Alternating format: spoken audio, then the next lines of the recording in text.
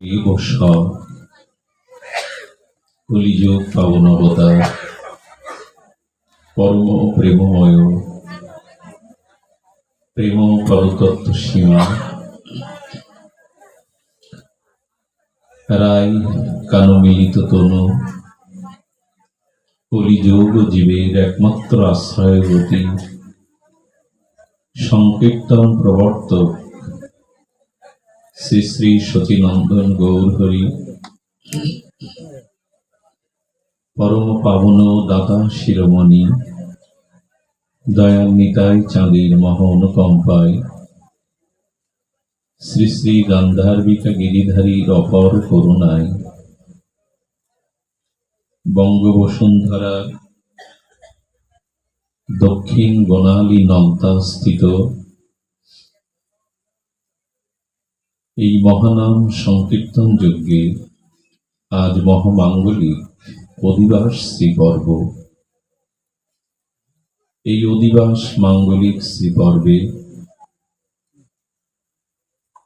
শ্রী শ্রী হরিকথা যজ্ঞের ভাগবত জ্ঞান যজ্ঞের ভক্তিযজ্ঞের শুভারম্ভে অস্মাদীয় পরম আরাধ্য রাতুল আতুল বন্দনীয় শ্রীচরণ শ্রী শিল গুরু মহারাজের পাবন পদারবিন্দে অনন্ত অনন্ত কোটি দণ্ডবত প্রণতি। তৎসহ আজ পহেলা বৈশাখ 1431 বঙ্গাব্দে এই শুভ নববর্ষের এই মহামাহেন্দ্রক্ষণে আনন্দক্ষণে শ্রীমন্দির শ্রী অঙ্গনে সমাগত গৌরীয় ভক্তগণ, শুদ্ধ বৈষ্ণবজন, সজ্জন সাধুজন, মহন্তজন, শ্রদ্ধাশীলা ধর্মশীলা কল্যাণিয়া মাতৃগণ, আজ এই শুভ নববর্ষের প্রীতিপূর্ণ সশ্রদ্ধ দণ্ডবত প্রণাম আপনাদের সকলের আতুল চরণে। শুধু ভক্তগণ,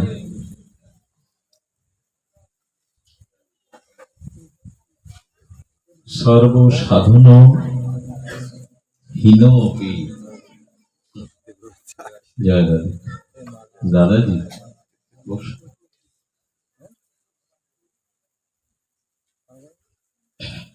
সর্বসাধন হীন অপি পরমা আশ্চর্য বৈভবে গৌরাঙ্গে নাস্ত ভাব যা সর্বাত্মপূর্ণ এই বর্ষ।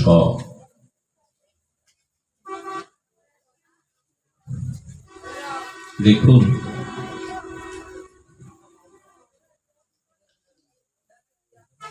পিতৃ সম্পত্তির অধিকারী কে? পিতার সহায় সম্পত্তি স্থাবর অস্থাবর এর অধিকারী তার আত্মজ সন্তানগণ।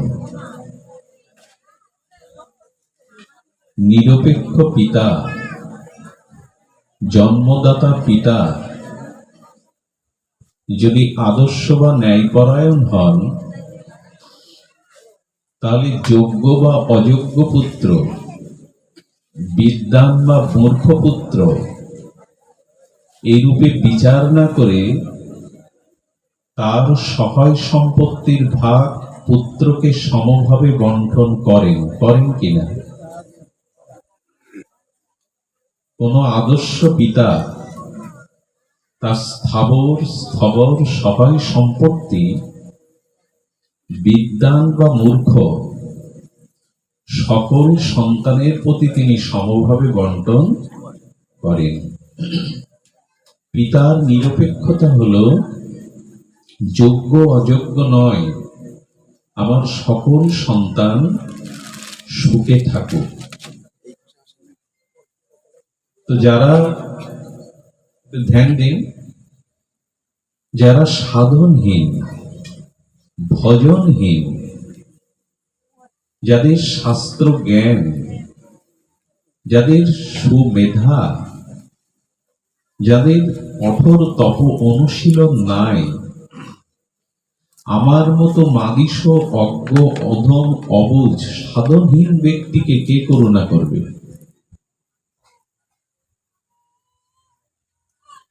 পূর্বে বললাম, পিতা যোগ্যতার বিচার না করে সন্তানের বিচার করে সবাইকে সমভাবে সম্পত্তি বন্টন করে। তাহলে পরম পিতা ভগবানের কর্তব্য দাঁড়ায় নাকি, যার ভজন নেই, সাধন নেই, যে হীন, দীন, কাঙাল, তাকেও উত্তমকে যা দেবে, যদি পরম পিতার সন্তান নিয়ে আমরা সেই স্বয়ং ভগবানের থেকে যদি আমরা অংশরূপে সৃষ্টি হই, তিনি যদি পরম পিতা হন, তাহলে যোগ্যতা না থাকলেও সন্তানকে তিনি কিছু দেবেন না? এইটি দেওয়ার জন্যই শ্রীমান গৌর হরি এসেছিলেন। অন্যান্য যুগে পাত্র বা যোগ্যতা বা তপস্যা বিবেচনা করে তাকে সেই রূপ ফল দেয়া হতো, কিন্তু গৌর অবতারে, পাবন অবতারে, মহাপ্রভু অবতারে এই নিয়ম থাকলো না। থাকা উচিত ছিল কি, যার যেমন যোগ্যতা তার প্রাপ্তি তো ততটুকু। একজন মাটির ঘট নিয়ে কই জল আনতে গেছে, তো মাটির ঘটের আয়তন যতটুকু, কুয়ো থেকে সে তার বেশি জল নিতে পারবে কি? সে মনে করলো কুয়ো ক্ষুদ্র, ও আমাকে এর বেশি জল দেওয়ার সামর্থ্য রাখে না, আমি পুষ্করণীতে যাই। কুয়ো থেকে পুষ্করণী সরোবর বড়, সেখানেও পাত্র নিয়ে জল ভরলে দেখলো সেই কুয়োতেও যে ঘট ভর্তি পেয়েছিলাম, পুষ্করণীতেও সেই পরিমাণ। আচ্ছা, উনি যদি সাগরে যায়, যদি সাগরে যায়, তো তার ঘট বা তার পাত্রের আয়তন যতটুকু, পুষ্করণীতে, সরোবরে, কুয়োতে, সাগরে কোন জায়গায় কি তার বেশি পাবে? মানুষ পায় কখন? পায় যোগ্যতা বা পাত্র হিসাবে। এই তো, এটাই তো নিয়ম। যার যোগ্যতা, যার পাত্র যতটুকু, সে সমুদ্রে যাক মাটির ঘট নিয়ে, বা পুকুরে যাক বা কুয়োতে যাক, সে এক ঘটই পাবে। সমুদ্রকে যদি বলা হয় তুমি বিশাল অনন্ত, তুমি কেন কুয়োর মতো এক ঘটি দেবে? সমুদ্র বলবে পাত্র যতটুকু ততটুকুই তো দেব। কিন্তু মহাপ্রভুর অবতারে এই বিচার থাকলো না।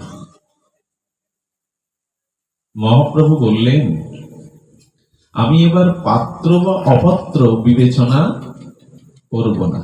পিতা যেমন অযোগ্য পুত্রকেও সহায় সম্পত্তি দেয় তার মঙ্গলের কথা ভেবে, তেমনি শ্রীকৃষ্ণ চৈতন্য মহাবতার, কারুণ্য অবতার, প্রেম অবতার, করুণায় অবতীর্ণ হয়ে বললেন, আমি এবার কে যোগ্য কে অযোগ্য এই বিবেচনা করব না। কার পাত্র নেওয়ার মতো, কার পাত্র না, এই বিবেচনাও করব না। কি করবে প্রভু? বলো, অকাতরে সবাইকে আমি প্রেম দিয়ে দেব, বিনা বিচারে প্রেম দিয়ে দেব।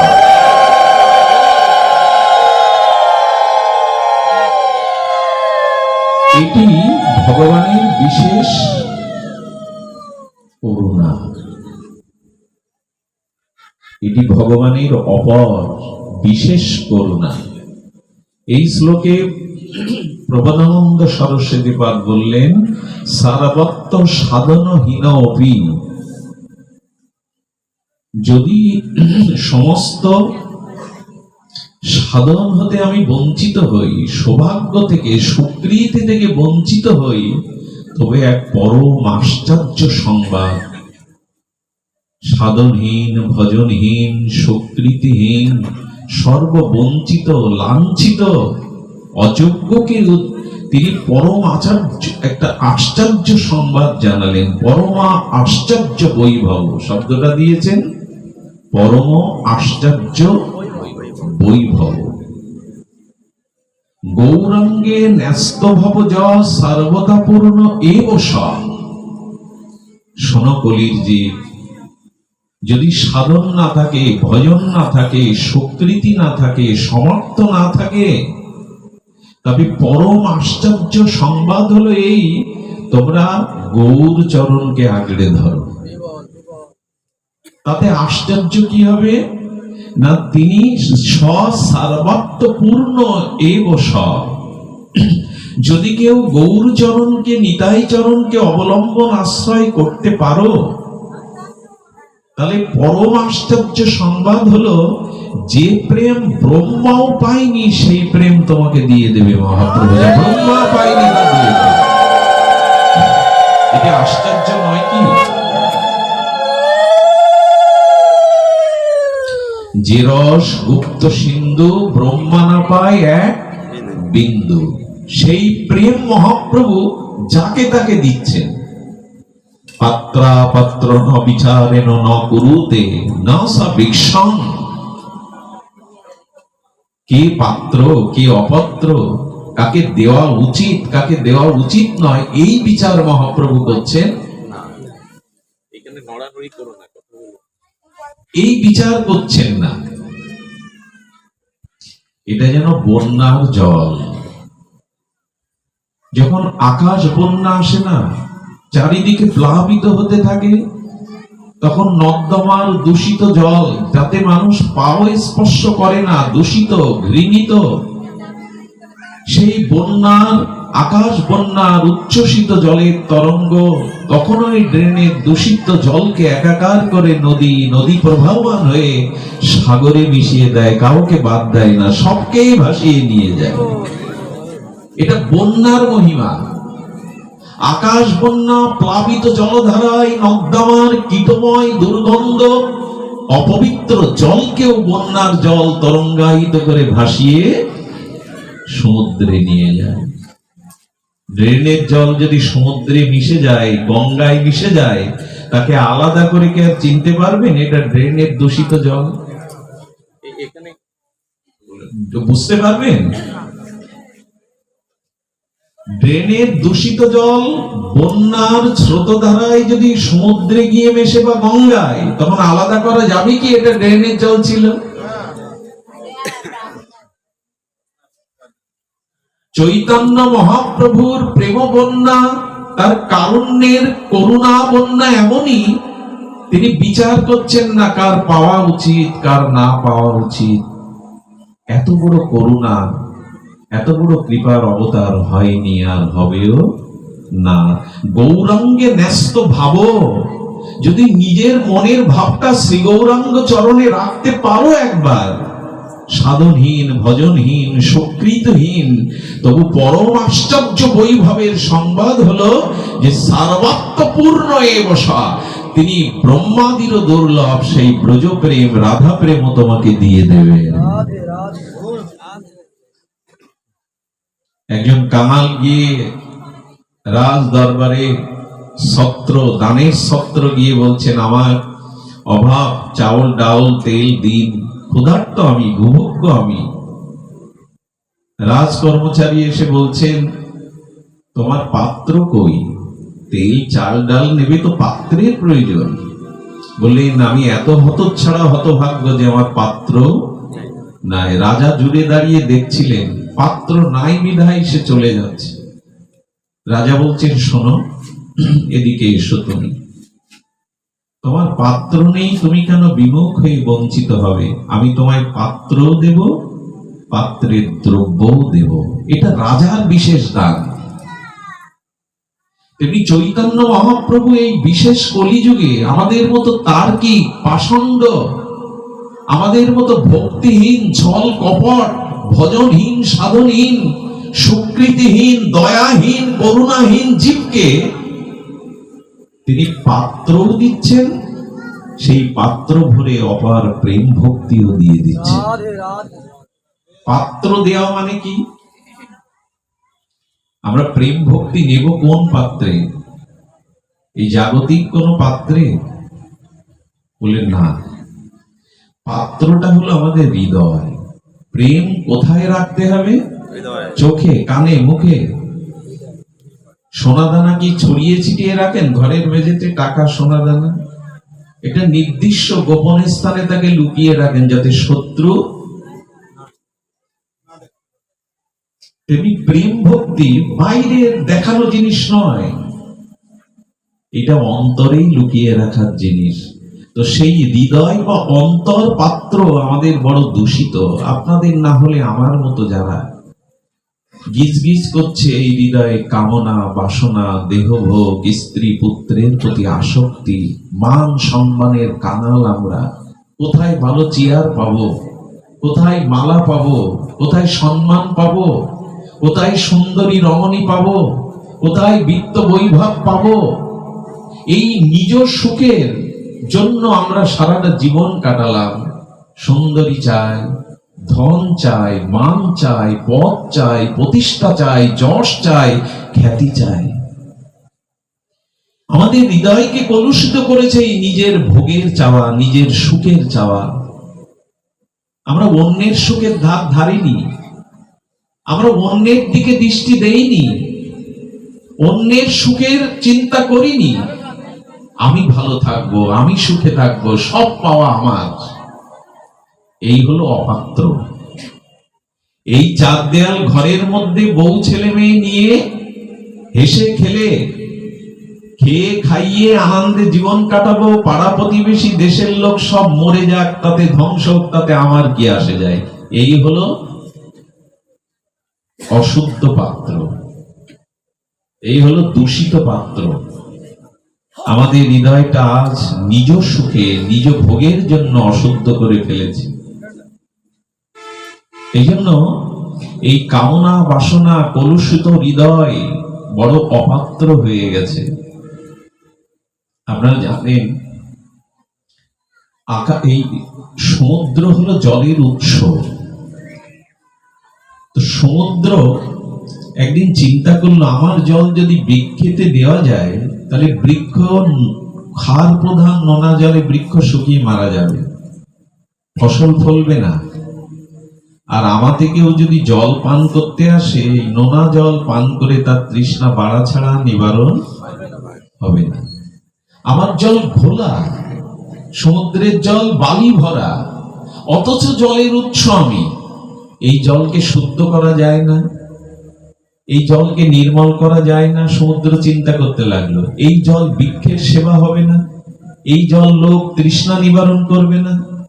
মেঘ চিন্তা করে দেখলো, যদি তাই করতে হয় তাহলে এই জলকে দান করতে হবে, আমার জলকে দান করতে হবে। খুব মার্মিক কথা, হৃদয় দিয়ে শুনুন। যদি আমি দান করি তাহলে সমুদ্রের জলের যা যা অবগুণ আছে, শ্রেষ্ঠ হলেও গুণহীন, নোনা ক্ষার প্রধান, বৃক্ষ মরে যায়, মানুষের তৃষ্ণা নিবারণ হয় না, সেটা গায়ে মারতে গেলেও তো বালি লেগে যাবে।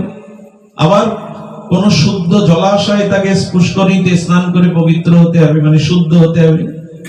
সমুদ্র চিন্তা করলেন, আমাকে দান করতে হবে, দান না করলে বস্তু শুদ্ধ হয় না। দেখুন দানে কি হয়, স্নান করলে দেহ শুদ্ধ হয়, আর দানে মন শুদ্ধ হয়। দান করে দেখবেন নিঃস্বার্থভাবে চিত্তের শুদ্ধতা আসে, দানে মন শুদ্ধ হয়, স্নানে দেহ শুদ্ধ হয়।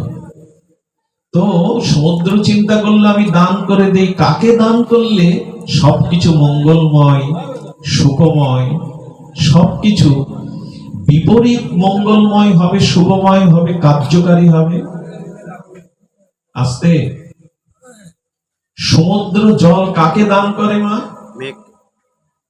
সমুদ্র জল কাকে দান করে? মেঘকে। সূর্যের তাপ ও কিরণ কর্ষণে বাষ্প আকারে সমুদ্রের জলটা বাজে, দেখবেন বৃষ্টির সময় সমুদ্র থেকে জল মন্থন করে কাকে দিল? মেঘকে দিয়ে দিল। আচ্ছা, সমুদ্রের জল যখন বাষ্প আকার বা আকর্ষণ করে মেঘ হলো, মেঘ থেকে যখন সৌদামিনী বরিশ ধারায়, ঝড়ো ঝড়ো ধারায় বৃষ্টি হয়ে নেমে এলো, তো সমুদ্রের ক্ষার প্রধান নোনা জল যখন মেঘমালা হয়ে বৃষ্টি হয়ে পৃথিবীতে ধরিত্রীতে ঝরলো, তখন সমুদ্রের জলের আগের রূপ আগের গুণ থাকলো কি? কি হলো? আগে ছিল ঘোলা, এখন সেটা হয়ে গেল বৃষ্টির জল স্বচ্ছ। আগে ছিল তপ্ত, সমুদ্রের জল গরম, এখন হলো শীতল। আগে বৃক্ষের মূলে সিঞ্চন করলে বৃক্ষ বাঁচত না, সমুদ্রের ক্ষার প্রদান নোনা জল, কিন্তু বৃষ্টির জলের ধারা পেয়ে মৃত বৃক্ষগুলো সজীবিত হয়ে উঠল কিনা? আর প্রাণ ভরে সমুদ্রের জল খেতে উঠলে কৃষকের মন ভালো হবে? ভালো হবে কি? কিন্তু ওই সমুদ্রের জল মেঘ হয়ে যখন কৃষকের খেতে পড়তে লাগলো, কৃষকের মুখে ফুটলো হাসি। দেখুন, একই বস্তু বিপরীত হয়ে কিভাবে কার্যকারী হচ্ছে, মঙ্গলময় হচ্ছে। মঙ্গলময়। একটু শান্ত থাকুন। অসুস্থ শরীর নিয়ে অনেক কষ্ট করে আপনাদের মাঝে এসেছি, যদি একটু কৃপা করেন, করুণা করুন, শান্ত থাকুন। তো সমুদ্রের জল বিপরীত হয়ে গেল, তেমনি মহাপ্রভুর করুণা কৃপা, তার অযাচিত কৃপা, তার অযাচিত করুণা, তার পাত্র অপাত্র বিবেচনা না করে যে করুণা, আগে যা ছিল সমুদ্রের জলের মতো উৎস বটে, জলের উৎস সমুদ্র, কিন্তু চৈতন্য নিত্যানন্দ রূপ প্রেম মেঘে করুণার বৃষ্টি যেন মেঘের বৃষ্টির মতো হয়ে এলো চৈতন্য কৃপায়। সব বিপরীত হয়ে গেল। আর একটা মজার কথা কি জানেন? মজার কথা হলো, মেঘে যখন জল ঘনত্ব হয়ে জমাট বাঁধে, তখন আকাশে একটা নক্ষত্র আছে, তার নাম সাথী নক্ষত্র। কি নাম বললাম? সাথী নক্ষত্র। এই নক্ষত্রকে স্পর্শ করে যে জলের বৃষ্টিকণা পৃথিবীতে আসে, ভালো করে লক্ষ্য করুন, ওই মেঘের যে জল যখন সাথী নক্ষত্র স্পর্শ করে পৃথিবীতে পতিত হয়, যদি সাপের মাথায় পড়ে সাথী নক্ষত্রের স্পর্শকৃত জল, সাপের মাথায় ওটাই মণি হয়। যদি হাতির মাথায় পড়ে, ওটা গজমতি হয়। যদি সমুদ্র বক্ষে কোনো শক্তি বা ঝিনুক উন্মুক্ত হয়ে থাকে আর ওই বৃষ্টির জল পড়ে, তবে ঝিনুকের মধ্যে হয় মুক্তা। যা ছিল নোনা জল, যা ছিল সমুদ্রের জল, সেই জল এমন একটা স্পর্শ পেল নক্ষত্রের, সেই স্পর্শ নক্ষত্রের জলটা রূপান্তরিত হলো মুক্তাতে, গজমতিতে, সর্পের মণিতে। তেমন প্রেম ছিল, ভক্তি ছিল, হরিনাম ছিল, ভগবানের করুণা ছিল, কিন্তু চৈতন্য রূপ মেঘে এসে নিত্যানন্দ সাথী নক্ষত্র হয়ে যখন সেই প্রেম জগতে এলো, তখন আমাদের মতো ঝিনুকের হৃদয়ে মুক্তা তৈরি হলো, প্রেম ভক্তি সৃজিত হলো। পরম আশ্চর্য বৈভব, এটাই সব থেকে আশ্চর্য। সমুদ্রের জল কি করে মুক্তা হয়ে গেল, নোনা জলের বিন্দু কি করে মুক্তা হলো? বলো, সাথী নক্ষত্রের স্পর্শের কারণে হয়েছে।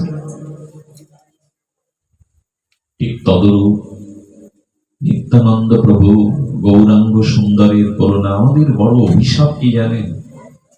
অভিশাপ হলো সারা বিশ্ব, সারা দেবকুল, ঋষিকুল, মুনীন্দ্র, জ্ঞানীন্দ্র, যোগীন্দ্র, বিমলাত্মা, অমলাত্মা, ব্রহ্মা, শিব, বিষ্ণু, নারায়ণ যে চরণ পাবে বলে, যার প্রেম সঙ্গী হবে বলে তারা ভগবানের কাছে নিবেদন করছে, প্রার্থনা করছে, সেই সর্ব অবতার ও সার শিরোমণি, সেই প্রেমের আধার আশ্রয় শ্রীকৃষ্ণ চৈতন্য বাঙালির ঘরে, আমাদের বাংলায়, আমাদের ঘরের ছেলে হয়ে জন্মালো, অথচ আমরা তাকে চিনলাম না, মূল্যায়ন করলাম না। চিনল কারা? America, German. তারা গৌর গৌর বলে পাগল, তারা মদ ছেড়ে চরণামৃত নিচ্ছে, তারা হোটেল ছেড়ে গোবিন্দ প্রসাদ নিচ্ছে, তারা অর্ধ উলঙ্গ হয়ে নাইট ক্লাবে যারা মদ খেত, তারা হরিনামের নাম মদে আজ উন্মত্ত হয়ে নবদ্বীপ কাঁপাচ্ছে, মায়াপুর কাঁপাচ্ছে। সূর্য উঠল আমার ঘরে পূর্ব দিকে, আর ঘুম ভাঙলো পশ্চিমাদের। ইসকনের বদৌলতে সারা বিশ্ব জার্মান, ফ্রান্স, সৌদিতে পর্যন্ত কৃষ্ণ নাম প্রচার হচ্ছে, সৌদি আরবে। রাশিয়া, কমজিয়াম, সেখানে ধর্মের আলাদা করে প্রচারের নেই, সেখানে ইসকনকে অনুমতি দেওয়া হয়েছে, তোমরা প্রচার করতে পারো, কারণ হরিনামের মধ্যে যে শান্তি আছে অন্য কিছুর মধ্যে সেটা। তারা মূর্খ নয়, তারা আমাদের মতো নির্ধনী নয়, কাঙাল নয়, তারা শিক্ষিত, তারা জ্ঞানী, তারা ধনী, তারা মালা তিলক নিয়ে আজ রাজপথ কাঁপাচ্ছে হরিনামে। আমার ঘরের নিমাই, আমার ঘরের চৈতন্য, কিন্তু ঘুম ভাঙলো ওদের, আমরা তাদের চিনলাম না। আজ কজনের ঘরে নিতাই গৌরাঙ্গের ছবিটা পূজা হয়, আজ কজনের ঘরে নিমাইয়ের বাণী, গৌরাঙ্গের বাণী পূজা হয়, কতজনের জানা আছে চৈতন্য চরিতামৃত, কতজন জানে মহাপ্রভু সম্পর্কে। মহাপ্রভুর পিতৃভূমি আমাদের এই বঙ্গদেশে, এই বঙ্গ বসুন্ধরার ঢাকা, সিলেটের ঢাকা দক্ষিণে, তার পিতৃভূমি এটা। ধূপটা সরিয়ে নেই, তার পিতৃভূমি এটা, তার পূর্বপুরুষদের ভূমি। কিন্তু আজ বাঙালি, বাঙালির হিয়া মহাপ্রভুকে, ওই একটু নামযোগ্য হলো, মহাপ্রভুর ছবিটা রাখলাম, নিতাই গৌর বলে হরিবল দিয়ে খিচুড়ি খেলাম, তার আদর্শ নিলাম কি, তার বাণীগুলো নিলাম কি, তার রঙে হৃদয়টা রাঙালাম কি? শুধু নিতাই গৌর হরিবল, এই দুদিন চার দিন হই হুল্লোড় হলো, আর নিতাইয়ের খোঁজ নেই, আর গৌরের খোঁজ নেই, আর হরিনামের খোঁজ নেই। এতে কি জীবন গঠন হয়? এত বড় পরম আশ্চর্য বৈভব শ্রী গৌরাঙ্গ এলো, আর আমাদের যোগ্যতা কি? যোগ্যতা হলো হা গৌর বলে, হা নিতাই বলে একবার চরণ আশ্রয় করো, এই যোগ্যতা, আর কিছু নয়। না আপনাকে মুনি হতে হবে, না তপস্বী হতে হবে, না যজ্ঞ করতে হবে, না ধ্যান করতে হবে, শুধু গৌর আমার, নিতাই আমার বলে চরণ ধরলেই হলো। দিনন্তে যে নিতাই বলে একবার, মহাপ্রভু বললেন সে হয় আমার, আমি হই তার। দেখুন তো কত সরল বঙ্গ ভাষায় বলে দিলেন, দিনান্তে যে নিতাই বলে একবার, আমি হই তার, সে হয় আমার। বলি কি, ঘুম থেকে উঠি কি নিতাইয়ের নাম, গৌরের নাম মনে জাগে? হা গৌর বলে কি আমার সকালে প্রথম বাক্য মুখ দিয়ে উচ্চারিত হয়? হা গৌরাঙ্গ, হা নিত্যানন্দ। ওই সে দয়ালু অবতার, ওই সে দাতা নাহি আর, গুণ কেহ নারে গৌর নিবারে। ব্রহ্মাও যার গুণ বর্ণনা করতে পারে না, আজ তাকে পেয়েও, সেই মহাপ্রভুর যুগের মানুষ হয়েও আমরা তার মূল্যায়ন করলাম না। তার চরিত্র, তার দিব্য চরিত্রাবলী, তিনি যেটা দিতে এসেছিলেন আজ সেটা গ্রহণ করলাম না। এই হরিনাম, এই যে ব্রজপ্রেম, এই যে দন্য, এই যে অপরকে মান, এই সকল কিছু চৈতন্যের মহা অবদান। কিন্তু না, আমাদের দশা কি জানেন? এক ভিখারি যাচ্ছে, তবে জন্মান্ধ, একে তো কাঙাল হতচ্ছাড়া ভিখারি, তারপরে জন্মান্ধ। শিব ঠাকুর চেয়ে চেয়ে দেখছে কৈলাসে, শিব শিব করে কিন্তু কাঙাল। পার্বতী মায়ের করুণার উদ্রেক হলো, হৃদয় দ্রবীভূত হলো। পার্বতী মা বলছেন, প্রভু ওই কাঙাল জন্মান্ধকে কিছু দিন না, মণিমুক্তা, অভাব ঘুচে যাবে। বলেন ও দিলেও নেবে না। বলে প্রভু দিয়ে দেখুন আমার সামনে। না, তিনি অন্ধ নন, ভুল হলো একটু, তিনি কাঙাল ভিখারি, অন্ধ নন। যাচ্ছে পথ দিয়ে, ভগবান শঙ্করকে মাতা পার্বতী নিবেদন করলেন, আচ্ছা ও পাবে না কেন বলছেন? ওর চোখ আছে, পথ দিয়ে যাচ্ছে, সামনে কিছু মণিমুক্তার থলে ফেলে দিন, ও নিলে অভাব দূর হবে। ভগবান শঙ্কর মণিমুক্তা, সেই চিন্ময় মণিমুক্তা একটা থলে দিয়ে সামনে ফেলে দিলেন 10 হাত দূরে। ও ঠিক 10 হাত দূর থেকে ওর মনে একটা ভাবের উদয় হয়েছে। কি ভাব জানেন? অন্ধ ব্যক্তি রাস্তায় কিভাবে চলে, আমি একটু দেখি তো, অনুকরণ করি। অন্ধ সাজার জায়গা ওইখানেই অন্ধ সাজার ভাব ওর মনে এসছে। অন্ধ সেজে সে থলে বেরিয়ে চলে গেছে। শিব ঠাকুর পার্বতীকে দেখিয়ে বলছেন, এই দেখো কিছু মানুষ আছে যারা দিলেও ওই সময় ওর অন্ধ হওয়ার ভাব জেগেছে। আমাদের দুর্দশা, শ্রীকৃষ্ণ চৈতন্য মহাপ্রভু ব্রহ্মার বাঞ্ছিত প্রেমধন দিতে এলেন, বিতরণ করতে এলেন, কিন্তু সেই মণিমুক্তা প্রেম ভক্তি পেয়েও অন্ধ সাজলাম, এড়িয়ে গেলাম। এই হলো দুর্দশা। এই জন্য আসুন, সর্বসাধনহীন যদি হই, কোন যোগ্যতাও যদি না থাকে, তবে একটু গৌর বলুন, সরল প্রাণে, একেবারে সরল প্রাণে একবার গৌর বলুন, একবার নিতাই বলুন। এতেই করুণা হবে, এতেই কৃপা হবে। সর্বাত্মপূর্ণ এব স, তুমি সর্বপূর্ণ পূর্ণতা পাবে, সর্বপূর্ণতা পাবে তুমি। গৌরাঙ্গের দুটি পদ, যার প্রেম সম্পদ, সেজনা ভক্তি রস সারগ। ওই সমুদ্রের জল যেমন মেঘে গেলে বিপরীত হয়ে যায়, তেমনি গৌর চরণে আশ্রয় নিলে ভজন সাধন না থাকলেও তোমাকে সার করে দেবেন। গৌরাঙ্গেরও মধুর লীলা, যার কর্ণে প্রবেশিলা।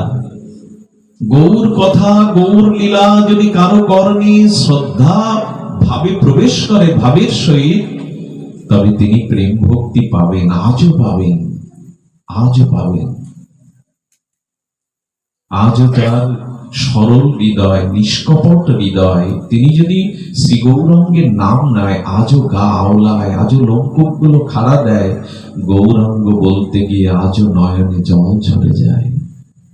একটু সরল হয়ে, একটু সহজ ভাবে, কপটতা শূন্য হয়ে গৌর যদি বলি, তিনি অবশ্যই করুণা করবেন। মনে আছে, মনে আছে পুষ্ট বিপ্রের কথা। সে গৌর ভজন করেনি, গৌর মণ্ডলে জন্মেছে, গৌর ভজন করেনি, কারণ তার কাছে সংসার, স্ত্রী পুত্রের মায়া প্রবল। সকলে গৌর ভজন করে, কিন্তু বলে আমি সংসার ছেড়ে, স্ত্রী পুত্রের এই সুখ স্বাচ্ছন্দ্য ছেড়ে আমি গৌর চরণে যেতে পারবো না। মহাপ্রভুর অলক্ষ্যে বুঝি করুণা হলো। মাঝে মাঝে শরীরে দুরারোগ্য বা রোগ শোক আসাটাও কিছু মানুষের মঙ্গল বয়ে আনে। রোগ মঙ্গল হয়, হয়। রোগ শোক আসাটা দরকার আছে। কেউ যদি দিন চায়, রাত না চায়, তার জন্য পৃথিবীর জায়গা নাই। কেউ যদি পূর্ণিমা চায়, অমাবস্যা না চায়, তার জন্য পৃথিবীর জায়গা নয়। কেউ যদি জোয়ার চায়, ভাটা না চায়, তার জন্য এই পৃথিবীর জায়গা। ঠিক তদুপরি কেউ যদি সুখ চায়, দুঃখ না চায়, তার জন্য এই পৃথিবীর জায়গা নয়। সে টিকতে পারবে না পৃথিবীতে। দুটোই নিতে হবে, সুখকেও নিতে হবে, দুঃখকেও নিতে হবে, মানকেও নিতে হবে, অপমান। বলে মান নেওয়া যায়, অপমান নেব? গীতাকার ভগবান বলেছেন মান অপমান সমান। বলে প্রভু এটা কি বললেন? কেউ আমার স্থিতি করছে, মালা পরাচ্ছে, আমার নামে পত্র পত্রিকা ছাপাচ্ছে, তো মান যেমন করে নেব, অপমানও নেব। বলে হ্যাঁ, কেন নেবে? বলে তোমার চরিত্রের মধ্যে যে দোষ, কলঙ্ক গুলো এসেছে, দোষগুলো এসেছে, ওই দোষকে, ওই চরিত্রকে সংশোধন মানের দ্বারা হবে না। যদি কখনো সমাজে অপমানিত হতে পারো, কলঙ্কিত হতে পারো, তখন দ্রুত চরিত্রটা শুদ্ধ হয়ে যাবে, যেটা মানে হয় না। অপমানে কলঙ্কে তাড়াতাড়ি শুদ্ধ হয়ে যায়, শুদ্ধ হয়ে যায়। যদি উন্নত সুবর্ণ সোনাকে অ্যাসিডে পুড়িয়ে খাঁটি করতে হয়, তো অপমানের আগুনেও পুড়ে তুমি খাঁটি হবে। শুধু মান পেলে তোমার সর্বনাশী হয়ে যাবে। দুহাত বাড়িয়ে দুটোই নিতে শেখো, এটাই জগৎ। আচ্ছা, আজ পর্যন্ত কেউ দাবি করেছেন দিনের পরে রাত আসবে কেন, এলো কেন?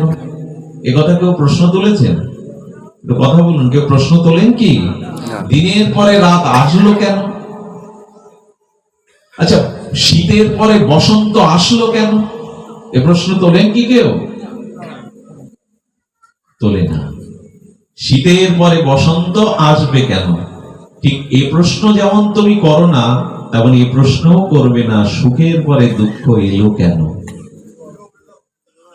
মানের পরে অপমান এলো কেন। দুটোই নিতে শিখতে হবে, তবেই বেঁচে থাকা যাবে। একটাকে বেছে নিতে গেলে আপনি মানসিক শান্তি হারিয়ে ফেলবেন, পারিবারিক শান্তি হারিয়ে ফেলবেন। ভগবান জেনে শুনে এই দুটো ব্যবস্থা আমাদের দিয়েছেন। তো মাঝে মাঝে রোগ, শোক, অপমান, কলঙ্ক মানুষকে খুব সংশোধন করে দেয়, সোনাখাটি করার মতো অ্যাসিডে। তো মহাপ্রভুর কৃপায়, আচ্ছা, দুঃখ এলে আর সুখ এলে কোনটা চায় আমরা বেশিরভাগ মানুষ? কথা বলবেন। 99% মানুষ সুখ চায়, কিন্তু সুখ এলে আপনার দুটো জিনিস নষ্ট হয়, আর দুঃখ এলে দুটো জিনিস সঞ্চয় হয়। খুব মার্মিক কথা, হৃদয় দিয়ে শুনতে হবে। সুখের কথাটা বলি, সুখ এলে আপনার দুটো জিনিস নষ্ট হয়ে যায়। সুখ আসে কেন? আমার কোনো না কোনো জন্মে কোনো পূর্ণ কর্ম অর্জিত ছিল, সেই পূর্ণ অর্জিত কর্মের দ্বারা ধন, মান, সম্মান, এই সম্মানগুলি আসছে।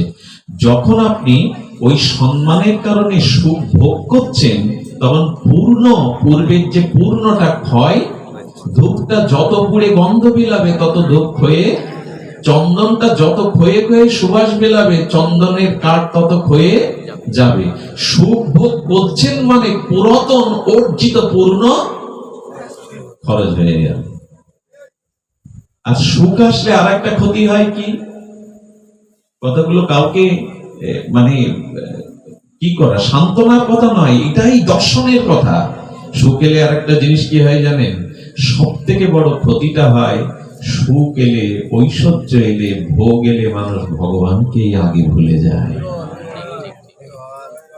তখন ভালো সাজ গোজ, খাওয়া দাওয়া, আনন্দ ফুর্তি করার মানসিকতা তৈরি হয়, তখন আর ভগবানের দিকে দৃষ্টি যায় না। এটা ক্ষতি না লাভ? না, এটা ক্ষতি না লাভ? ভগবানকে ভুলে যাওয়া ক্ষতি না লাভ? কিন্তু আমরা সুখ পেয়ে তো ভুলি। আচ্ছা, দুঃখ পেলে দুটো কল্যাণ হয় কি? খুব মন দিয়ে শুনতে হবে। দুঃখ এলে দুটি কল্যাণ হয় হলো, পুরনো কোনো পাপের কারণে এই দুঃখটা, রোগটা, শোকটা আমার জীবনে এসেছে। বিনা কারণে কে জগতে কেউ কিছু ভোগ করে না, কারণ কোনো কারণ ছাড়া পৃথিবীতে কোনো কার্য সম্পন্ন হয় না। আবার বলি কথাটি, কোনো কারণ ছাড়া পৃথিবীতে কোনো কাজ হয় না। কাজ হওয়ার মূলে হলো কারণ। এই জন্য পৃথিবীর এক নাম কার্য কারণাত্মক পৃথিবী। আচ্ছা, এই যে কাপড়টা দেখছেন, এই কাপড় তৈরি হওয়ার কারণ কি? সুতা। সুতা না হলে হয় কি? কিন্তু আমরা সুতা দেখি না, কাপড় দেখি। বলার সময় বলি না কি এটা সুতো, বলি এটা কাপড়। সুতোর কাপড় বলি কি অমুকের কাপড় বলি, কিন্তু কাপড় বলি। মালাটা গাঁথা হয়েছে কিসে? সুতা না হলে ফুলগুলো গ্রথিত করা গিয়ে মালা করা যেত। এখন আর কি দেখছেন, সুতা না মালা? ভগবান বললেন যে কোনো কার্য হওয়ার আগে তার একটা কারণ থাকে। মালার কারণ যেমন সুতা, কাপড়ের বা বস্ত্রের কারণ যেমন সুতা, ঠিক তেমনি কোনো কিছু ঘটবার আগে তার পূর্বে একটা কারণ থাকবে। কারণ ছাড়া কোনো কার্য হয় না। তাহলে আমার জীবনে যে দুঃখ এলো, রোগ শোক এলো, এর কারণ কি? এর কারণ তোমার জীবনে পূর্বে যে পাপ ছিল, সেই পাপটা প্রারব্ধ হয়ে ক্ষয়ে যাওয়ার জন্য এই দুঃখ রোগ আসছে। তখন সাধুরা কিভাবে, প্রভু পূর্বের পাপ যতদিন আছে ততদিন তো নিষ্কৃতি নেই, কষ্ট হোক, দুঃখ হোক, অপমান হোক, তুমি পাপটাকে ক্ষয় করে নাও, কর্মফলটাকে ক্ষয় করে নাও। আচ্ছা, গ্যাংগ্রিন হয়েছে আঙুলে, যদি মনে করি 2 বছর পরে করবো, এখন কাটবো কেন, তাহলে তো পুরো শরীরটা আক্রান্ত হবে। তখন ডাক্তারের কাছে গিয়ে কি বলি, ডাক্তার বাবু আঙুলটা অপারেশন করে দিন, সার্জারি করে মুক্ত করে দিন। আচ্ছা, ওর ব্যথা তো লাগবে। আঙ্গুলি মানে আঙুলটা সার্জারি করতে গেলে রক্তক্ষয়, ব্যথা লাগবে না? ব্যথাটা মেনে নেন কেন? এইটুকু ব্যথা সহ্য করলে, এইটুকু হারালে পুরো শরীরটা বাঁচবে। দুঃখ যখনই আসে তখন ভক্ত কিভাবে, প্রভু আমার পূর্বের যে পাপ, সেই পাপের ফলে রোগ শোক, কষ্ট দুঃখ আসছে, এটা শোধ হয়ে যায়। আমি আঙুল কাটার মতো ডাক্তারের কাছে একটু সহ্য করি, একটু ধৈর্য ধরি, তাহলে বেঁচে যাব। তাহলে দুঃখ আসলে পুরাতন পাপ ক্ষয় হলো। আর দুঃখ আসলে আর একটা মঙ্গল কি হলো জানেন? দুঃখের সব থেকে বড় কল্যাণকারী দিক হলো দুঃখ রোগশ গেলে মানুষের ভগবানের কথা এমনি মনে পড়ে, ভগবানের কথা স্মরণ। সুখে থাকলে ভগবানকে যতটা স্মরণে না হয়, দুঃখের মধ্যে ভগবানকে ততটা স্মরণ হয়। এখন এই বিচারটা যদি আপনি বিবেচনা, বিচারপূর্বক, বিবেকপূর্বক করেন, তাহলে দুঃখ এলে ভক্ত কি ভগবানের দোষারোপ করবে, স্মৃতিশক্তি হারিয়ে ফেলবে? বরঞ্চ আঁচল পেতে নিয়ে নেবে। এই জন্য কুন্তী দেবী ভগবানের কাছে দুঃখের বর, বিপত্তির বর চেয়েছিলেন, দুঃখ দাও।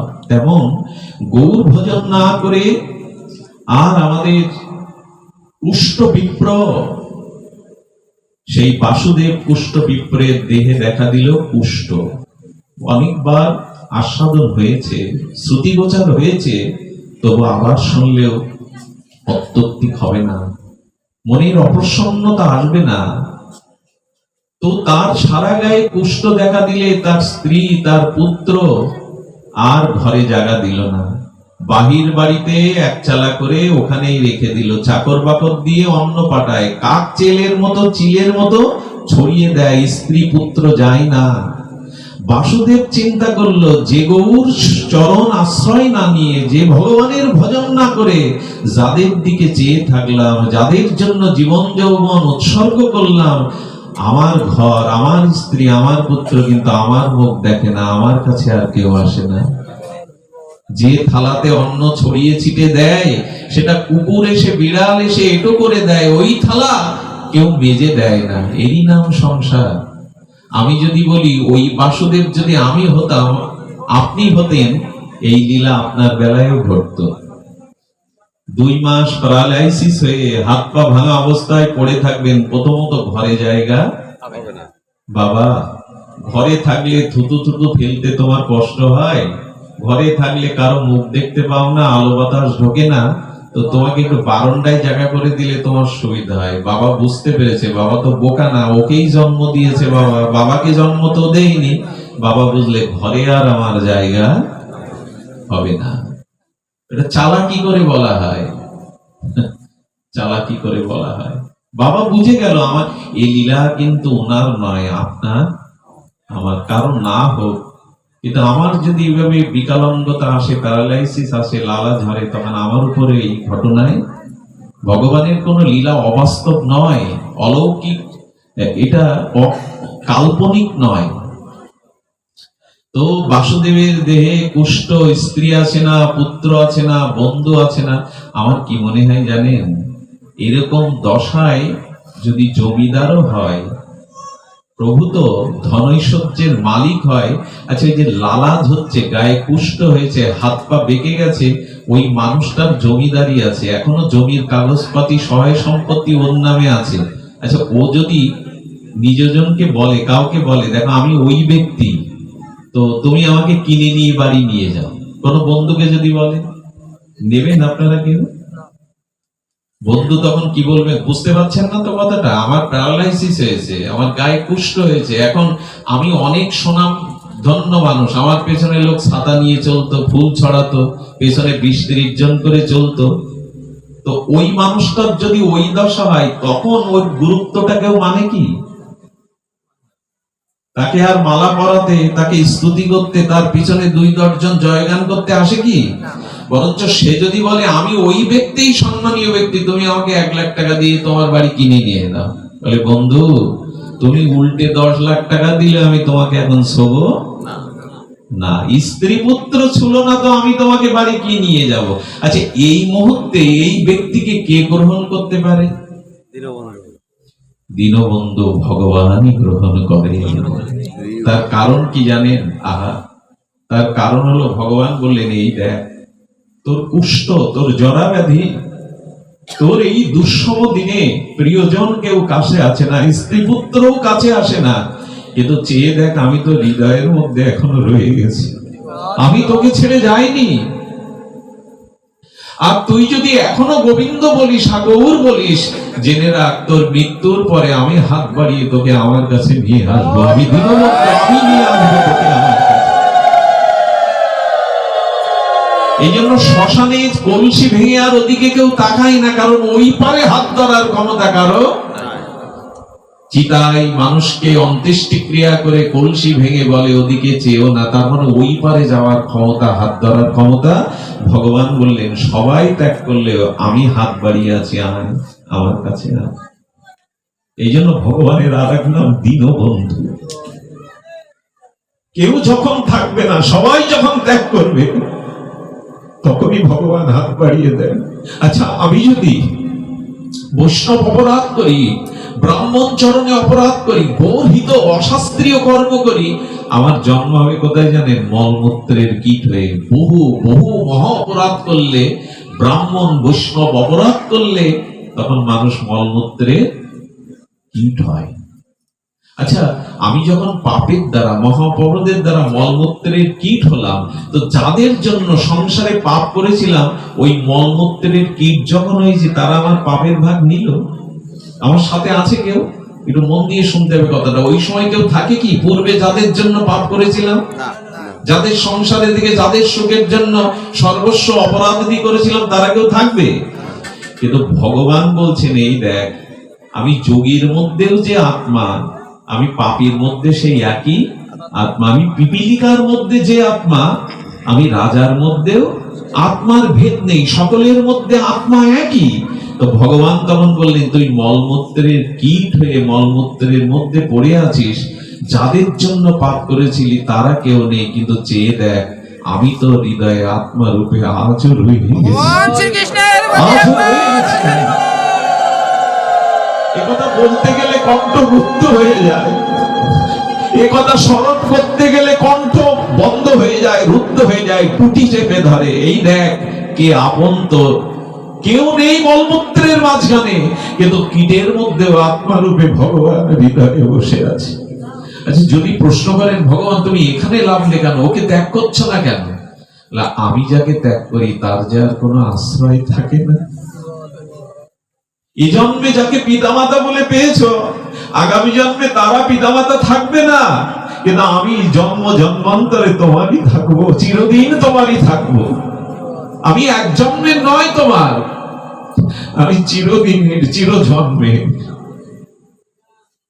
আমি তোমায় ত্যাগ করলে তোমার কোনো গতি কি করবে? ভগবান বললেন মলমূত্রের মধ্যে কীট রূপে ওর মধ্যে আছি কেন জানো? আবার ওকে 84 লক্ষ জনি ক্রম বর্তন করতে করতে আবার ওকে মানুষ জন্ম দেব, আবার মানুষ জন্ম দিয়ে ওকে জ্ঞান বিবেক দেব, আর জ্ঞান বিবেক দিয়ে ওকে গুরু রূপে গিয়ে করুণা করব, বৈষ্ণব রূপে সাধু রূপে গিয়ে দুয়ারে দুয়ারে ওকে শাস্ত্র জ্ঞান দিয়ে আবার আমার চরণে প্রেম ভক্তি দেব। যতদিন ও আমাকে না পাবে ততদিন আমি ওকে ত্যাগ করে যাব না। এই হলো করুণাময় ভগবান। তার কথা মনে করা উচিত নয় কি? তার স্মরণ নেওয়া উচিত নয় কি? কত বড় অকৃতজ্ঞ আমরা। আচ্ছা, আমি যে বাড়ি বাস করেন, বাড়ির ট্যাক্স দিতে হয় না আপনাদের? কথা বলবো, ট্যাক্স দিতে হয় কিনা? হাউস ট্যাক্স দিতে হয়। আচ্ছা, ঘরে যে বিদ্যুতের বাল্বটা জ্বালাচ্ছেন, আলো জ্বালাচ্ছেন, এর বিল মাসে দিতে হয় কিনা? যে পাখাটা চালাচ্ছেন, বাতাসটা নিচ্ছেন, তার বিল দিতে হয় কিনা? এখন জলে যে ট্যাপ আসে, কেনা জল এখন ফ্রিতে প্রায়শ পাওয়া যায় না, তাহলে জলটাও কিনতে হচ্ছে, বাতাস কিনতে হচ্ছে, যে বাড়িতে অবস্থান করছেন, বসবাস করছেন, তার ট্যাক্স দিতে হচ্ছে সরকারকে, বাতাসের ট্যাক্স, আলোর ট্যাক্স, বাড়ির ট্যাক্স, জলের ট্যাক্স, সর্বোপরি যে মোবাইল গুলো ব্যবহার করেন, কথা বলেন, এতে অর্থ খরচ হয় না? হয়। কিন্তু ভগবান বলছেন তুমি যদি এইগুলোর মূল্য চুকিয়ে থাকো, তবে আমার মূল্য কি দিয়েছো? তোমার মূল্য কি? এই পৃথিবীটা আমার, তুমি তো ওই 4 কাঠা 2 কাঠা বাড়ির ট্যাক্স দিচ্ছ, কিন্তু এই পৃথিবীটা আমার, আমি তোমার জন্য সৃষ্টি করেছি। তোমাকে এই পৃথিবী দিয়ে আমি ট্যাক্স চেয়েছি কি?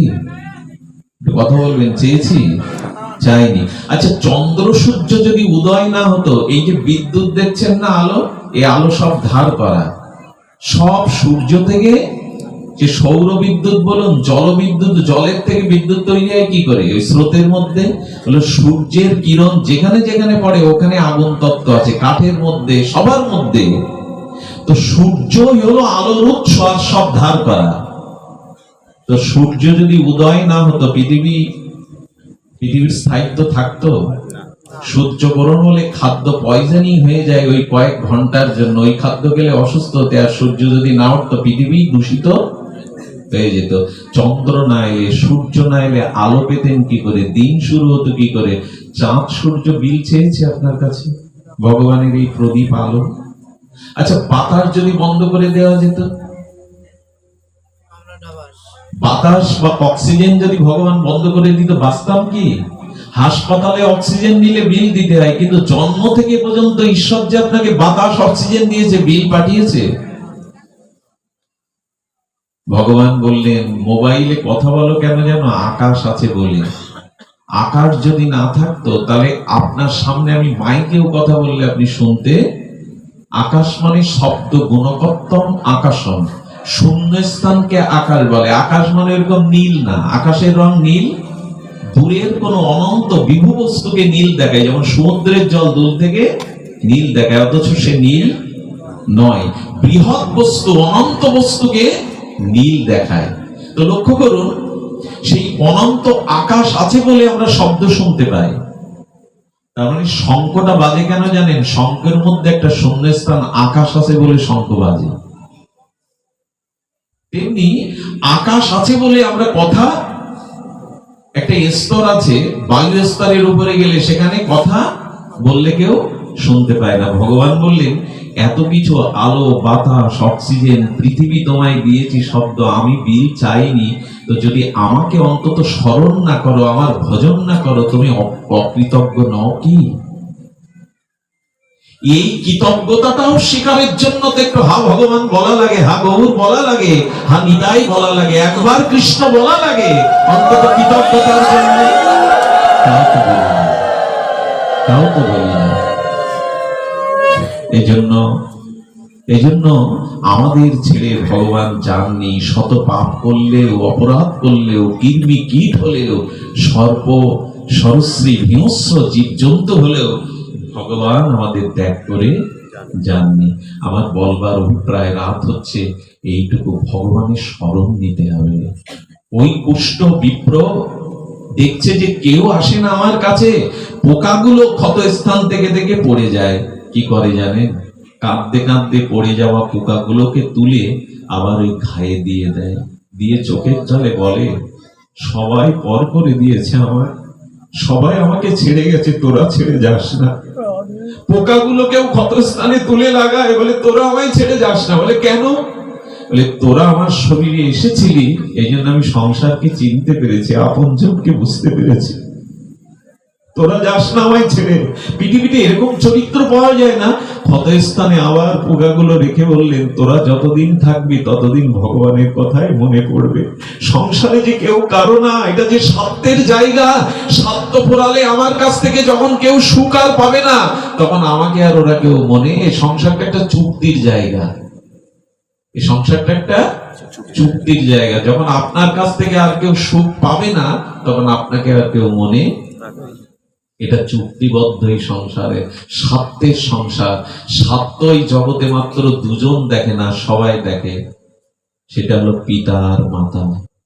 মা আর বাবা সন্তানকে স্বার্থের কারণে পালন করে না, বড় করে না। এই পিতামাতাই একমাত্র ভালোবাসার আশ্রয়। কিন্তু দুঃখের বিষয়, সেই বৃদ্ধ পিতামাতায় আজ সব থেকে লাঞ্ছিত, সব থেকে বঞ্চনার শিকার। পিতামাতার নিঃস্বার্থ ভালোবাসা পৃথিবীতে দ্বিতীয় কোনো দৃষ্টান্ত নাই। সে যত বড় মুখ করেও কথা বলুন, পিতামাতা ব্যতীত নিঃস্বার্থ ভালোবাসা এই জগতে নাই, কোনো উদাহরণই নাই। সে সুখ পায় তাই আপনাকে ভালোবাসে।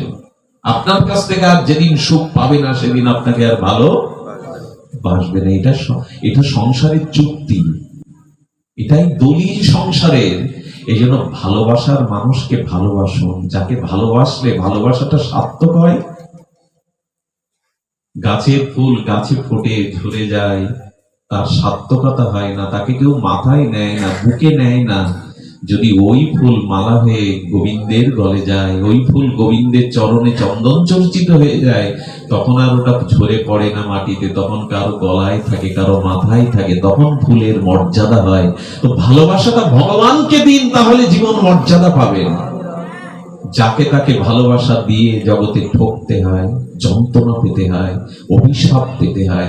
এমনকি এমনকি আমি কতদিন বলেছিলাম কথাটা, ভালোবাসা 3 প্রকার, খুব মন দিয়ে শুনতে হবে, আজকে সার কথা।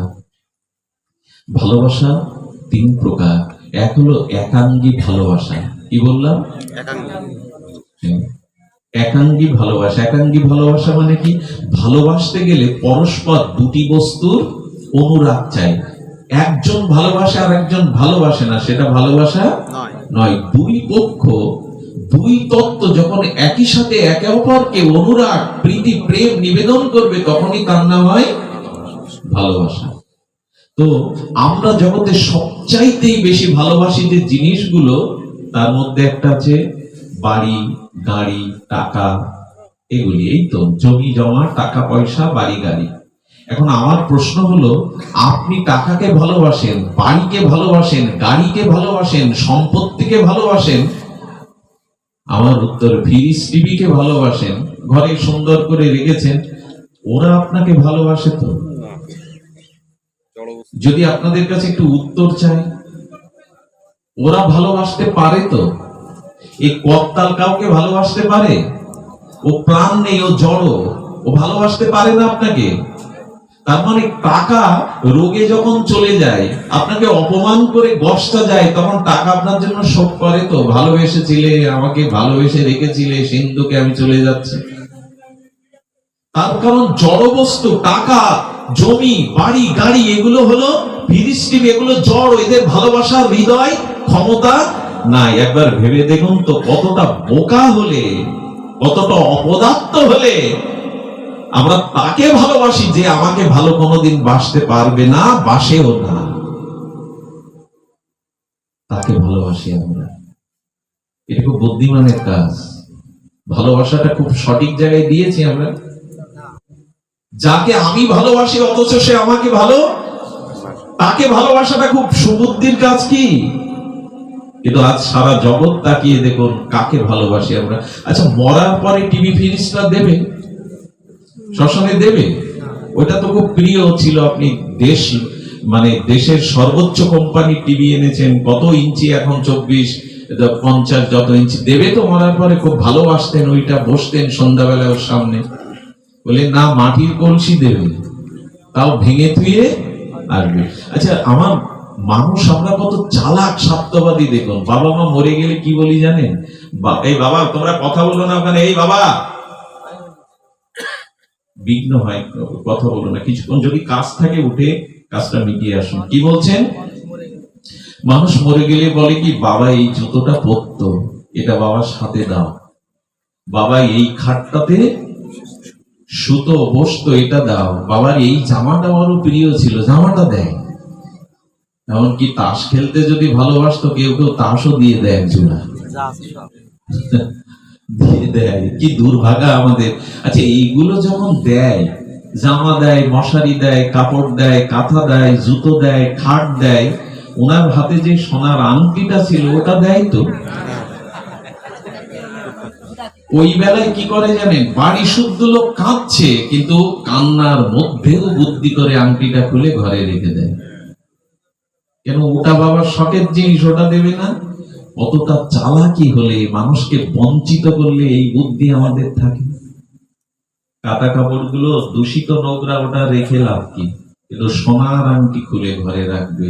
ভালোবেসে যে যাদের, তাদের ভালোবাসার পরিণামে, তাদের মানসিকতাই।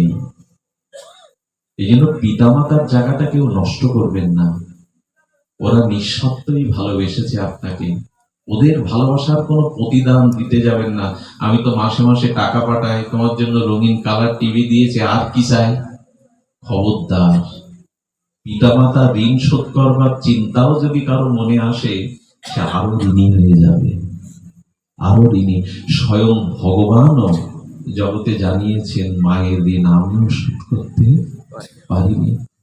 মহাপ্রভু যখন সন্ন্যাস নিয়েছিলেন, নিত্যানন্দ প্রভু নবদ্বীপবাসীর প্রাণ রক্ষার্থে, সচিমার প্রাণ বাঁচানোর জন্য মহাপ্রভুকে বৃন্দাবনে যাওয়ার নাম করে পথ ভুলিয়ে শান্তিপুরে এনেছিলেন।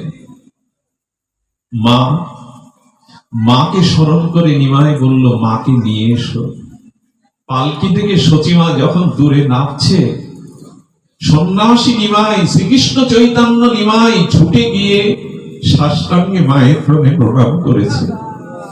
মাকে মাঝখানে রেখে 7 বার প্রদক্ষিণ করে বলছেন, মা, আমি বাতুলতায় সন্ন্যাস নিয়েছি, আমি তোমার অযোগ্য সন্তান, আমি তোমার ঋণ কোনোদিনই শোধ করতে পারবো না। তবে জানো মা, যদি জগতে কখনো আবির্ভাব হই, তবে তোমার গর্ভেই আমি আবির্ভাব হব।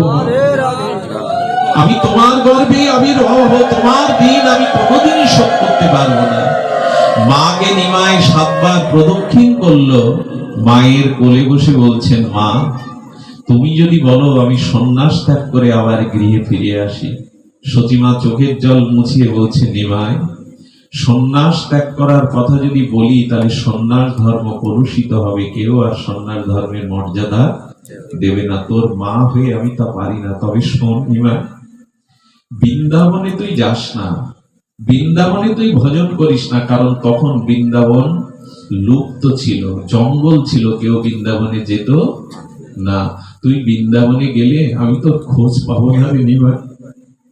তোর বাবা চলে গেছে, তোর বড় ভাই চলে গেছে, তোর 7 বোন মারা গেছে, ঘরে বিষ্ণুপ্রিয়া একটা অগ্নিকে রেখে তুই চলে যাচ্ছিস। তুই ছাড়া তো আমার ইহকালে পরকালে কেউ নেই। তবে তুই বৃন্দাবনে যাস না, বৃন্দাবনে গেলে আমি তোর খোঁজ পাবো না। নিমাই বলছে, বলো মা। মহাপ্রভু তো ব্রজেই যাচ্ছিলেন, কিন্তু মার কথা রাখতে বললেন, তুই লীলা চলে যা, পুরী ধামে যা, কারণ পুরী ধামে সবার গতাগতি, সবাই যাতায়াত করে, অন্তত তোর সংবাদটা আমি পাবো। নিমাই মাকে বললেন, মা, আমি তোমার কথা রাখবো, আমি পুরী ধামে যাব। মহাপ্রভু 24টা বছর লীলা চলে পুরীতে কাটালেন, বৃন্দাবনে যাননি মায়ের কথা রক্ষার জন্য। স্বয়ং ভগবান মাকে আর কি করতে জানেন? প্রতি বছর নবদ্বীপ থেকে গৌরীয়গণ যখন রথযাত্রায় 4 মাসে প্রভুর দর্শনে যেতেন, তখন জগন্নাথের প্রসাদী কাপড়, জগন্নাথের প্রসাদ ভক্তদের দিয়ে বলতেন, আমার মাকে বলো যেন নিমাইকে ক্ষমা করে। নিমাইয়ের মতিচ্ছন্ন হয়েছে, তাই মায়ের সেবা ত্যাগ করে নিমাই সন্ন্যাস নিয়েছে। মাকে বলো নিমাইকে যেন ক্ষমা করে। আর এখন অনেক সন্তান হয়েছে, একটু দীক্ষা নিতে পারলে মায়ের হাতে খাবে না, হ্যাঁ, এমনকি মাও তার কাছে বাধা হয়ে দাঁড়ায়। এই জায়গাটাকেও নষ্ট করবেন না। কলিযুগে বৃদ্ধ বিদ্যাদের চরম অবস্থা, ওদের একটা আশীর্বাদ আপনার যে আগত ভবিষ্যৎকে সুন্দর করতে পারে। তো ভগবানও প্রতিদিন শ্রীকৃষ্ণচন্দ্র ভগবানও যশোদার পায়ের ধুলো না নিয়ে বসতে যেত না। একদিন নেয়নি, তাই যশোদা পেছন থেকে ডাকছে। মা নাকি পেছন থেকে ডাকলে সন্তানের কল্যাণ হয়, আর কেউ ডাকলে অমঙ্গল হলেও মা ডাকলে সন্তানের কল্যাণ হয়। বলে, গোপাল, ছোট কাল থেকে তোর উপরে এত অত্যাচার, এত অসুর, আজ তোর বিপদ হবে। কেন মা, তুমি বলছো কেন? বলে, আজ তোমার পায়ের ধুলো নিলি না গোপাল। মা বাবার চরণে প্রণাম না করে কোনো কাজে যেতে নেই, বাইরে যেতে নেই, এতে অমঙ্গল হয়, এতে বহিঃশত্রু ক্ষতি করে। যশোদা পায়ের থেকে সমস্ত ধুলিগুলো নিয়ে গোপালের মাথায় আর বুকে মাখিয়ে দিয়ে বলেন, যা গোপাল, আর বিপদ আসবে না। আজও এটা হয়, পিতামাতাকে প্রণাম করে কোনো কাজে যাবেন, দেখবেন বহিঃশত্রুর আক্রমণ হতে আপনি বেঁচে যাবেন, অ্যাক্সিডেন্টের কবল থেকে আপনি।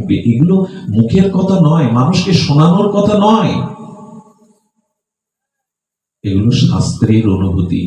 পিতামাতার চরণের ধুলিতে এমন একটা আশীর্বাদ আছে, ও ঢাল তৈরি হয়, রক্ষা কবচ তৈরি হয়।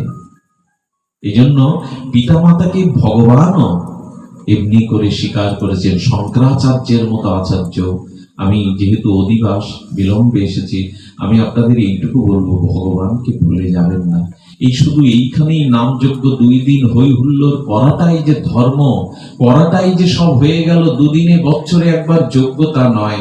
মহাপ্রভু বলছেন আসরে যোগ্য হলো, আসরে রাগ রাগিনী হলো, কিন্তু মৃত্যুর সময় নামটা তো আর দল এসে তোমাকে শোনাবে না, নামটা তখন তোমাকে নিতে হবে।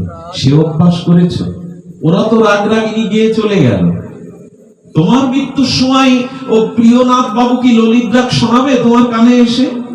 তখন তোমাকেই হরি বলে মনতে হবে। যদি তুমি হরি বলে না মরো, তুমি কৃষ্ণ বলে না মরো, তবে টাকা বলে মরলে সাপ হতে হবে, কামের চিন্তা করে মরলে পতিতা হতে হবে, আর যদি বাড়ির চিন্তা করো তো কুকুর বিড়াল পাখি হয়ে বাড়িকে পাহারা দিতে হবে। ভাগবত বলেছেন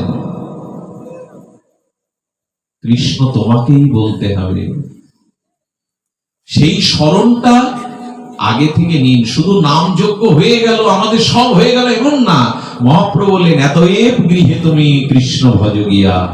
এখান থেকে যেটা শুনলে এবার গৃহে গিয়ে সকাল সন্ধ্যা হাততালি দিয়ে, এখন ঘরে যজ্ঞ হয় না, হয় আসরে। মহাপ্রভু বলছেন ঘরে ঘরে যেদিন কৃষ্ণ নাম হবে, স্বামী পুত্র কন্যা বসে হাতে তালি দিয়ে করতাল ঝাঁঝ বাজিয়ে যেদিন হরিনাম ঘরে করবে, সেই দিন গৃহের অমঙ্গল দূর হবে। ঘরে যদি হরিনাম থাকে সে ঘর অশান্তিতে পড়বে না। যেমন লঙ্কা পড়ে গেলেও বিভীষণের ঘর পড়েনি, পুরো লঙ্কা পুড়ে গেল বিভীষণের ঘর পড়েনি, কারণ বিভীষণের ঘরে রাম নাম ছিল, তুলসী মঞ্জরি ছিল, ভক্তি ছিল। আপনার ঘরও পড়বে না যদি সকাল সন্ধ্যা শপে সাথে পাঁচে মিলে, কিন্তু হরিনাম হয় এখন আসরে, যজ্ঞের মঞ্চে। বাড়ি আর হরিনাম প্রায়শ হয় না, 2-4 বাড়ি হতে পারে, কিন্তু মহাপ্রভু চেয়েছেন এতএব গৃহে তুমি কৃষ্ণ ভজ গিয়া, খুঁটিনাটি পরিহরি একান্ত হইয়া। এই নামের মধ্যেই সব দেওয়া আছে। তুমি নামকে আশ্রয় করো, নাম জপ করো, চলতে ফিরতে নামকে আশ্রয় করো। বাসুদেব বিপ্রয়ের কুষ্ঠ যখন আর সে বাঁচে না, শুনল চৈতন্য মহাপ্রভু কীর্তনে এসেছেন পাশের গ্রামে। উনি ভাবলেন পড়ি মরি গড়াতে গড়াতে যদি চৈতন্য চন্দ্রের উদ্দেশ্যে রাস্তায় মরি তবু গতি হবে। তাই ধুলাতে গড়াতে গড়াতে উঠতে পারে না, চলতে পারে না, বাসুদেব চলেছে। বাসুদেব যেতে যেতে যেতে যেতে কি করেছেন না, যেতে যেতে ভোর হয়ে গেছে। যে গৃহাঙ্গনে মহাপ্রভু সংকীর্তন করছিলেন, কীর্তন বিশ্রামান্তে মহাপ্রভু চলে গেছেন, বিদায় নিয়েছেন। সেখানে গিয়ে শুনছে মহাপ্রভু কিছুক্ষণ আগে চলে গেছে। সেই ধুলায় লুটাচ্ছে আর আর্তনাদ করছে, হা গৌর, হা গৌর, তোমায় পেলাম না। এই যে হৃদয় থেকে আরতি ভরে হা গৌর বলেছে 2-3 বার। মহাপ্রভু বহু দূরে চলে গিয়েছিলেন, ওইখান থেকে মহাপ্রভু ফিরে তাকিয়েছেন পেছন দিকে। ভক্তরা বলছে প্রভু পেছনে কেন তাকাচ্ছেন? বলে শুনতে পাচ্ছ না কে যেন আমাকে গৌর বলে হা গৌর বলে ডাকছে। বলে প্রভু পেছনে তো কেউ নেই, যত দূর চোখ যায় কেউ তো ডাকছে না। বলে এটা কানে শোনা যায় না, এটা যে হৃদয়ের ডাক। কে যেন সর্বস্ব হারিয়ে হা গৌর বলে আমায় ডাকছে, আমাকে যেতে দাও, আমাকে যেতে দাও। মহাপ্রভু ছুটে এলেন, ছুটে এসে দেখলেন ধুলায় ধূসরিত সেই পোকা কীট আর সেই ক্ষত কুষ্ঠ ব্যাধি। এই বিপ্র মাটিতে ধুলার লোটা হা গৌর বলছে। মহাপ্রভু হাত বাড়িয়েছেন, কোন ভগবান এরকম হাত বাড়ায় না। দেখবেন সবার হাতে ত্রিশূল আছে, খড়গ আছে, সুদর্শন আছে, কেউ এরকম করে হাত কেন বাড়িয়েছে জানো? আতুর হও, পতিত হও, স্খলিত হও, যে একবার নিতাই বলবে, গৌর বলবে, আমিও হাত বাড়িয়ে তাকে কোলে নেব, আমিও তাকে হাত বাড়িয়ে কোলে নেব। এই জন্য মহাপ্রভু হাত তুলেছে, অন্য কারো এরকম হাত নাই। ডাকছেন তিনি জীবকে এসো। কোন ভগবান এইভাবে হাত তুলে, মা হাত তুলেছেন 4 হাত, তিনি অভয় মুদ্রা দিয়েছেন, কিন্তু মহাপ্রভু যেন ডাকছেন জীবকে, জীব জাগো বলে, জীব জাগো বলে গোরা চাঁদো ডাকে। দেখুন আমি একটা কথা বলি, মহাপ্রভু ছুটে এসে বলছেন বাসুদেব আমায় ডেকেছো, তুমি এসেছো প্রভু, তুমি এসেছো, সবাই ত্যাগ করে গেছে, তুমি এসেছো? বলে হ্যাঁ, বাসুদেব এসো, বুকে এসো। না প্রভু না, আমার কুষ্ঠ, পুজ, রক্ত, এই দেহে অপবিত্রতা, তোমাকে স্পর্শ করলে প্রভু, প্রভু তোমার মর্যাদা হানি হবে, প্রভু এসো না। তোমাকে নয়নে দেখেছি, এটুকুই জীবনের সার্থকতা। এই জন্মে তো হলো না, যেন আগামী জন্মে তোমার চরণ আশ্রয় করে বসতে পারি প্রভু। তোমাকে দেখাই আমার জীবনের সার্থকতা। দাঁড়াও, নয়ন ভোলানো রূপ নিয়ে এসেছো, প্রেম নিয়ে এসেছো, একবার দেখতে যাও। মহাপ্রভু কি বললেন জানেন? যদি কাছে বুকে না নিতে দেবে তবে ডাকলে কেন গৌর বলে? যদি ডেকেছে তো কাছে এসো, কেন ডাকলে? শোনো বাসুদেব, এই কলিহত জীবের পাপ তাপ স্খলন, শত অপরাধ, সবকিছু স্খলিত জীব যদি হা গৌরাঙ্গ হানি দাই বলে ডাকে, আমি তাকে কোল দেবই দেব বলে মহাপ্রভু নিজে গিয়ে বাসুদেবকে জড়িয়ে ধরেছেন। এমন পতিত উদ্ধারণ, এমন পতিত তারণ, এমন পতিত পাবন, এত করুণা নিধি, করুণার আশ্রয়, করুণার গুণনিধি আর কোন অবতারে আসেনি, আসবেও না। বুকে জড়িয়ে ধরেছেন। পরশপাতরের ছোঁয়া পেলে লোহা যেমন সোনা হয়, সঙ্গে সঙ্গে বাসুদেব কুষ্ঠ বিপ্রের দেহটা স্বর্ণময় হয়ে গেল, নীরব হয়ে গেল। কোথায় কুষ্ঠ? প্রভুর পরশ স্পর্শে শুদ্ধ হয়ে গেল। বাসুদেব চরণে পড়ে বললেন, প্রভু আর সংসার নয়, এবার তোমার চরণ যুগলই আমার জীবনের একমাত্র আশ্রয় গো। গৌর ভগবানের বৈশিষ্ট্য এটি পাঠের বিশ্রাম কথা। আপনি যতটা না কেঁদেছেন, গৌর আপনার জন্য তার থেকে বেশি কেঁদেছেন। আপনি যতটা ভগবানকে না খুঁজেছেন, গৌর অবতারে ভগবান আপনাকে তার থেকে বেশি খুঁজেছেন। আপনি উপরে যাননি ভগবানকে খুঁজতে, ভগবান উপর থেকে অবতরণ করেছেন আপনাকে খুঁজতে। আপনি চৈতন্য দেবের ঘরে যাননি, চৈতন্য দেব নিতায় আপনার দ্বারে দ্বারে এসেছে। এর থেকে বড় করুণার কাজ থাকতে পারে? তো যাই হোক, এই গুণালিতে আসবার একটা ইচ্ছা পূর্বে থেকেই ছিল। কারণ আমাদের ধনঞ্জয় কৃষ্ণ দাস পরম ভক্ত, তার শ্বশুরালয় এটা। ও আমার দক্ষিণ হস্ত, আমার হৃদয়ের একটা হৃৎপিণ্ড বলতে পারেন। নিঃস্বার্থ ভাবে যেভাবে সেবা করে, প্রেমানন্দ আছে, নিতাই আছে, এরা আছে, কিন্তু ধনঞ্জয় সর্বদা সময় দিয়ে যায়। তার শ্বশুরালয় এটা। যে মামনিকে আপনাদের গ্রাম থেকে আমরা নিয়ে গেছি, সে প্রসাদ ভোজি হয়ে ভগবানের ভজন করছে, তার একটা ইচ্ছা ছিল, বাবা আমাদের ওখানে একটু পাঠ করতে যেতে হবে। আমার এখন এখানে যে পরিবেশটা মনে হচ্ছে জানেন, এখানে দেবতারাও আসতে চাইবে এই পরিবেশে। যদি বলেন কেন বলছো, কেন বলছো? এখানে বাতাসটা এখন লক্ষ্য করুন। এর মধ্যে এখন যারা ঢুকবে তারা অসৎ চিন্তা করবার ক্ষমতা হারিয়ে ফেলবে। এর মধ্যে এখন যারা প্রবেশ করবে তাদের চিত্ত শান্ত হবেই হবে, একটা নির্মল আনন্দ পাবে। কিন্তু স্বর্গে হরিকথা সাধুসঙ্গ নাই, এই জন্য দেবতারাও যেখানে হরিকথা হয় সেখানে অলক্ষ্যে এসে হরিকথা শোনেন দেবতারা। এই জন্য বেশি বেশি ভাগবত পাঠ দিবেন। ভাগবতের দ্বারা মানুষের অজানাকে জানা হয়। আজকের অনুষ্ঠানের সার্থকতা কেন জানেন? কিছু ভক্ত আপনাদের মধ্যে এসেছেন অনেক দূর থেকে। কোন অনুষ্ঠানে যদি ভগবানের প্রিয় ভক্ত আসে, জানতে হবে সেই যোগ্য, সেই অনুষ্ঠান ভগবান স্বীকার করে নিয়েছে, স্বীকার করে নিয়েছে। আমাদের মনিরামপুর জোড়নপুর থেকে কিছু ভক্ত এসেছে যাদের গুণকীর্তন